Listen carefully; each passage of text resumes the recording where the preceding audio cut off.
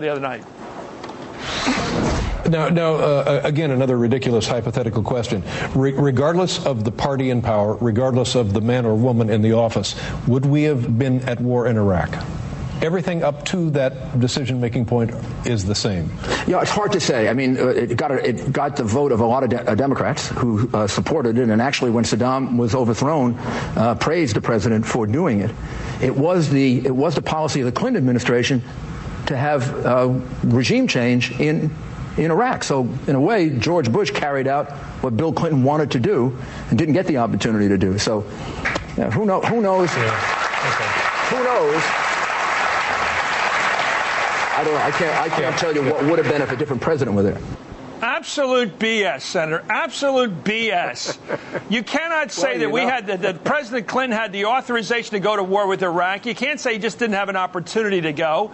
No one told him to go until Bush got the authority from Congress, including you in 2002. What is Giuliani getting applause for on a complete nonsense like that?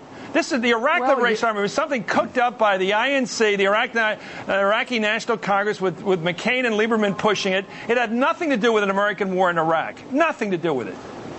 Well, you're absolutely right, Chris, and that's what presidential campaigns are going to be about. Right now, he's on the stage with a group of other Republicans who would probably agree with and spout the same malarkey, and it's only going to be if he's the nominee and when he's confronting somebody like me or someone else in my party with the facts. I mean, they just are not sustainable, what he is asserting.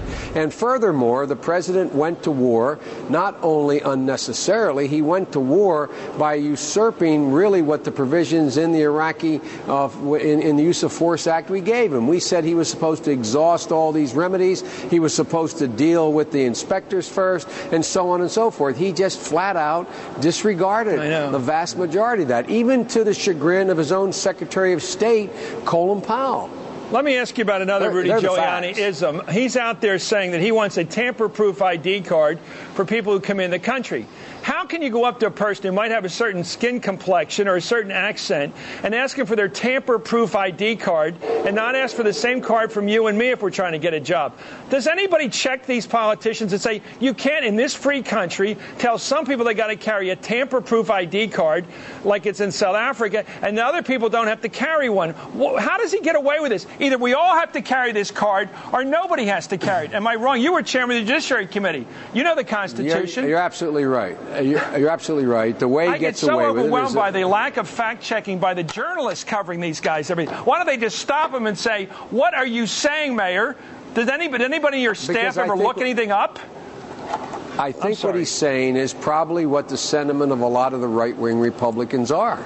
And when he was head of the criminal division, I was on the Judiciary Committee. Rudy never got confused with the Constitution. I mean, this was he was a hard-charging guy who made these kind of assertions then. I mean, not that particular assertion. So, I think it probably plays to his Republican base.